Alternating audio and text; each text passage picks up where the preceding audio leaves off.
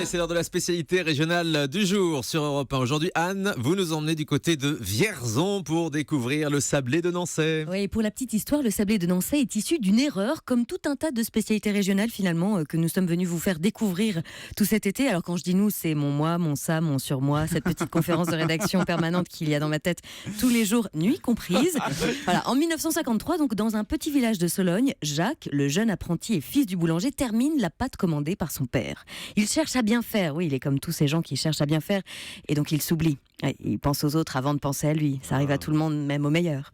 Bref, il se loupe radicalement, n'ayons pas peur des mots, mais il garde la pâte loupée et en fait des petits gâteaux, tente de les refourguer aux clients incognito, et ce qui devait arriver arriva, les clients en raffolent. Et comme empêtré dans son mensonge, Jacques va être obligé de se rappeler de son erreur. Il passe du coup dans le camp de ceux pour lesquels l'expérience compte. La pâte ratée devient un délicieux petit biscuit. Oui, c'est souvent comme ça avec les spécialités. Alors sur le papier, ça démarre plutôt très bien, mais on n'en reste pas là, Anne. Hein non, comme dit Pierre Richard, l'échelle est haute, mais je grimpe. C'est ce qu'il dit aussi notre petit sablé. Il rêve de gloire et je vous rappelle que le petit sablé revient de très loin puisqu'il est né en Sologne, à côté de Vierzon, et que la Sologne, c'est plutôt ça. Par-dessus les temps, soudain j'ai vu passer les oies sauvages. Elles s'en allaient vers le midi, la Méditerranée. Hey! Quelle ambiance! Ben oui, la nature, les bois, les châteaux, les bottes dans la boue, les chiens de chasse. Michel Delpech l'a si bien chanté, la Sologne, le Loir-et-Cher. Mais c'est un destin de grande envergure qui attend notre petit sablé de Nançay. Car oui, qui aurait imaginé qu'un petit sablé se retrouverait un jour gâteau officiel de l'Élysée? Ah bon? Et c'est pourtant vrai. On se souvient que sous François Mitterrand, c'est le boudoir qui avait été élu et l'élu du château. Ouais. Sous Giscard d'Estaing, c'était le petit beurre de Lu. Nicolas Sarkozy, lui, avait préféré le Mikado, une version plutôt plus moderne du gâteau sec nappé de chocolat. Voilà. C'est la petite Spécialité locale faiblesse qui vous perdra. Spécialité locale bien connue, le Mikado. C'est ça qui est drôle, c'est que sachant tout cela, on peut quand même pas s'empêcher d'imaginer François Mitterrand rognant son petit boudoir, Valéry Giscard d'Estaing croquant les angles du petit beurre en premier, parce que c'est toujours par là qu'il faut commencer, ça, c'est vrai. obligatoire. Nicolas Sarkozy jouant le remake justement de la pub, vous savez, en frottant le Mikado sous le nez. Voilà. Eh bien, sachez que sous François Hollande, ce sont nos petits sablés de Nançay, oui, ceux-là même qui se sont installés à l'Élysée.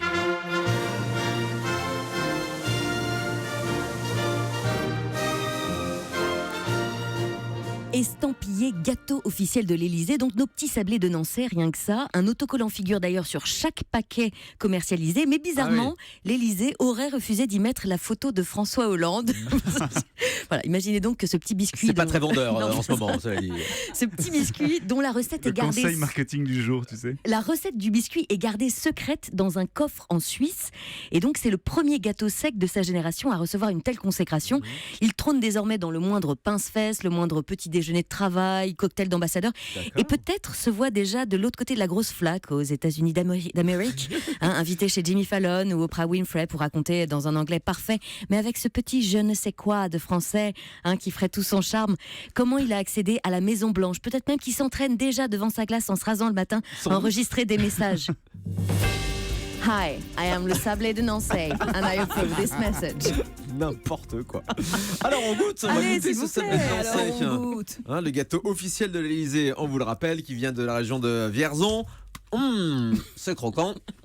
Il y a beaucoup de beurre. Ça ressemble à un sablé. C'est ça. Mais ils sont plutôt bons. En fait, je vais vous dire, par rapport aux sablés qu'on connaît dans le commerce, ceux qui sont commercialisés sous des grandes marques, ils sont quand même nettement moins sucrés. Il y a même limite un goût salé.